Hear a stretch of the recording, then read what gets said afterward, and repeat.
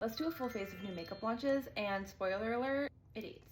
I am absolutely obsessed with how this look came out, and it was hit or miss there for a second. It really came together there at the end, and I'm so in love. Let's go over what was worth it, what wasn't. Let's go. I've been absolutely obsessed with my Denona complexion stick, but I think for more oily skin types, this is going to be incredible. My skin was quite dry when I applied this, so it did start to settle into my pores a little bit. Then I just used the one size powder melt spray to just add in some hydration. And once I added hydration in, it blended so beautifully. So I think if I had just more hydrating skin prep, I would have been fine. So if you do have dry skin, make sure you've got super dewy skin prep. Next, we have the Denona HY-GLAM liquid bronzer. I really like this for a bronzer. I will say it is quite different than other liquid bronzers I've tried. If you want something that is pigmented, like a little bit goes a long way, and sets down, I have found that the dew bronze can kind of slide around a little bit, especially if you have oily skin, and this will stay put. Beware, it does set down, so you have to blend somewhat quickly. When I applied it today, I kind of like placed down the product where I wanted it and then went back and blended.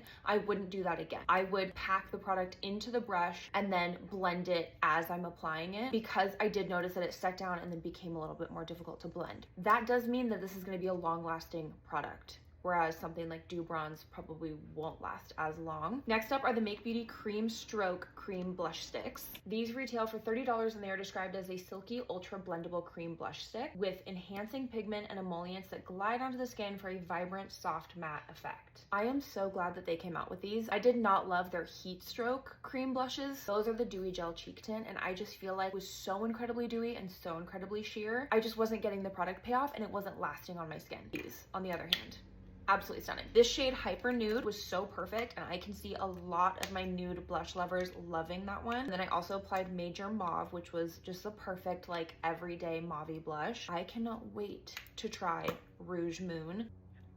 Yeah, are very pigmented, they are very blendable, a little bit goes a long way. If you like the Rhode blushes, I would say they're quite similar. The only difference is Rhode has more of a dewy finish and these have more of a soft matte, more natural finish.